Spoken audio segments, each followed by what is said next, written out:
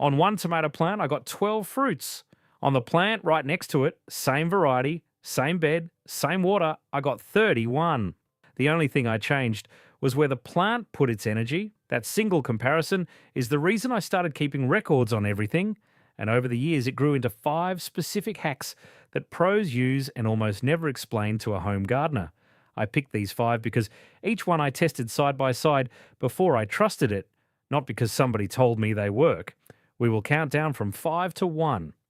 And number 1 is the one that doubled my fruit set this season.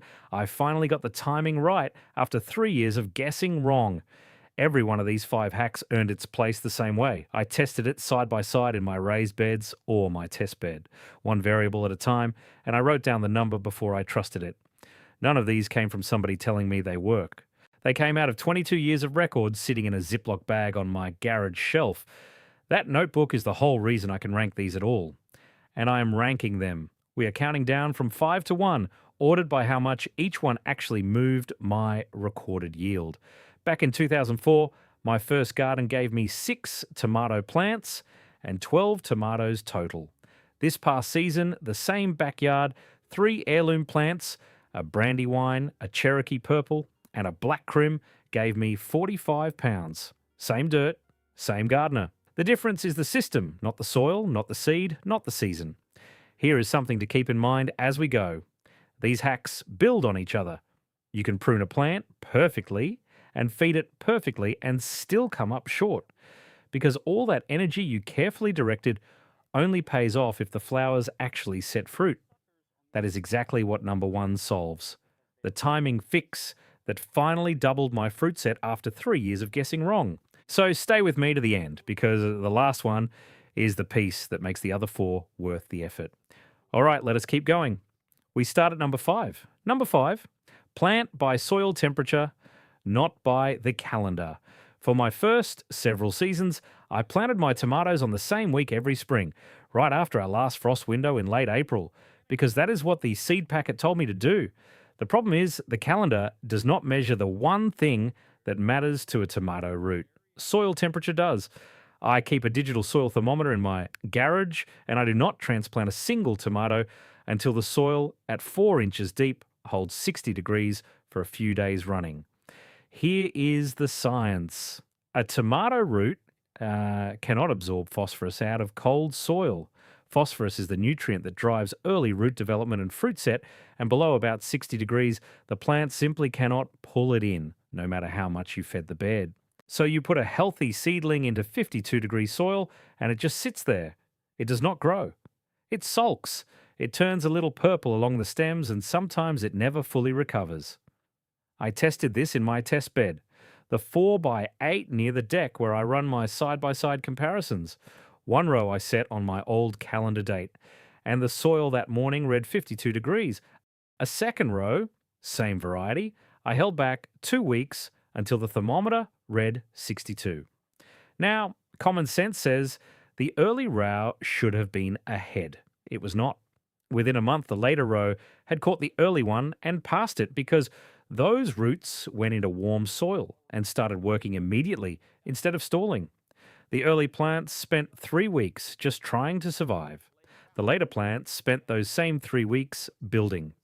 That $2 thermometer changed when I plant more than any weather forecast ever has. The records do not lie, and my records say warm roots beat an early start every single time. But a strong root system means nothing if the plant sends all that energy to the wrong place, which brings me to the one that surprised me most. All right, let us keep going. Number 4, the 2-liter prune. And this is the comparison I opened the video with. The 12 fruit plant and the 31 fruit plant were both Brandywines, sitting side by side in the same raised bed, on the same drip line, getting the same water. The only difference was that I left one plant alone and I pruned the other. On the plant I left alone every little shoot that came out of the joint between the main stem and a leaf. Those are called suckers. I let all of them grow. By midsummer, that plant was a jungle. Beautiful, dark green, 4 feet wide, and it gave me 12 tomatoes. On the second plant, I removed every sucker below the first flower cluster and trained the plant up to just 2 main stems, 2 liters. That plant looked leaner. It did not look as impressive. It gave me 31. Here is what is actually happening. Every plant is a little factory, and that factory makes sugar in the leaves through photosynthesis, where the plant decides to send that sugar, leaves, stems, or fruit is what scientists call photosynthate partitioning. That is a mouthful. So think of it this way. The sugar the plant makes is a budget and the plant spends it. An unpruned tomato spends most of that budget building more leaves and more suckers because each sucker wants to become a whole new stem with its own leaves and its own flowers. It feels productive, but you're feeding 100 mouths and ripening a handful of fruit. When you prune down to 2 liters, you cut the number of mouths in half, and the plant has no choice but to spend that sugar budget on the fruit it already set. I want to be honest with you. The first time I pruned a tomato that hard, I was sure I had ruined the plant. It looked too sparse. Then I weighed the harvest, and the pruned plant nearly tripled the unpruned one off the same roots and the same water. The trick is to remove the suckers when they are small, no bigger than your finger, so the plant never wastes a drop of energy building them in the first place. Keep the 2 strongest leaders, pinch everything else below that first flower cluster, and stay on top of it once a week. Now here is the part most people miss. Directing that energy is only half the equation. You can prune a plant into a perfect, efficient 2-liter machine, and if those flowers never actually set fruit, all that concentrated energy has nowhere to go. That is the wall I hit for 3 years, and it is exactly what number 1 fixes. So hold that thought, because pruning and the fruit set timing hack work together. Number 3, calcium availability at the moment the fruit sets, and the surprising part is that this is almost never a soil problem. Most gardeners see that ugly black sunken spot on the bottom of a tomato blossom end rot, and they run out and dump calcium on the bed. Lime, gypsum, crushed eggshells, the works. And it usually does nothing. Here is the science, and this is the piece that took me years to understand. Calcium does not move through a plant the way nitrogen does. Once a leaf has pulled calcium in, that calcium is locked in place. It is stuck there. The plant cannot pull it back out of an old leaf and ship it to a new tomato. So when a fruit is forming, the plant has to absorb fresh calcium from the soil and move it to that fruit right at that moment. Calcium mobility. What I mean by that is the plant has one shot to get calcium into the fruit while it is forming, and it travels in the water the roots pull up. So if the watering is inconsistent, if the bed dries out hard and then gets flooded, the water flow stops and starts, and the calcium never makes it to the fruit. The soil can be loaded with calcium, and the bottom of that tomato still goes black because it is not a deficiency problem. It is an uptake problem. So here is the side-by-side that proved it to me. A few seasons back, I ran the same variety in 2 of my raised beds. Same compost, same lime, same soil calcium. Going in, I checked the pH meter on both, 6.5 on each. The only thing I changed was the water. One bed I watered by hand when I remembered, which meant it dried out hard between soakings. The other bed I put on a drip timer and mulched with 2 inches of straw to hold the moisture steady. The hand-watered bed gave me blossom end rot on close to 1/3 of the first fruit. The drip and mulch bed, same calcium, gave me none. Not one black bottom. The difference was not the soil. The difference was whether the plant could move what was already there. And this ties straight back to number 5. Remember, the cold roots that could not absorb phosphorus. A stressed root system, whether it is cold or dry or waterlogged, cannot pull calcium either. Root stress at fruit set is root stress at fruit set, no matter the cause. So the fix is boring and it works. Put the bed on a drip timer, mulch to hold the moisture, and keep the soil evenly damp through fruit set. Steady water, steady calcium, clean tomatoes. That is it. Now, feeding. Number 2, I learned this one the hard way in my very first garden back in 2004. 6 tomato plants. I fed them with a high nitrogen lawn food because that is what I had in the garage, and I figured more food meant more tomatoes. Those plants got enormous. Dark green, waist high, beautiful. And by the end of the summer, those 6 plants gave me 12 tomatoes. 12. The plant took all that nitrogen and built leaves because that is what nitrogen tells it to do. It built a gorgeous factory and never turned on the production line. That is the season I started saying it the way I still say it: feed the fruit, not the foliage. My neighbour Carol had the same problem a few years later: leafy, green, barren plants. She was using a 20-20-20, a balanced feed all season long. I talked her into switching to a 5-10-15 the moment her plants started flowering. Lower nitrogen, higher phosphorus, and potassium. That same season, her plants loaded up. Here is the science. Once flowering starts, the plant does not need to be told to grow more leaves. It needs phosphorus to set fruit and potassium to fill it. So I phase my feeding. Nitrogen forward for the first few weeks after transplant while the plant is building its frame. Then I drop the nitrogen and raise the phosphorus and potassium the moment I see flower clusters. I confirm it with my Brix refractometer. That is the sugar content of the fruit. Higher is sweeter and means the plant moved real energy into the tomato instead of into another leaf.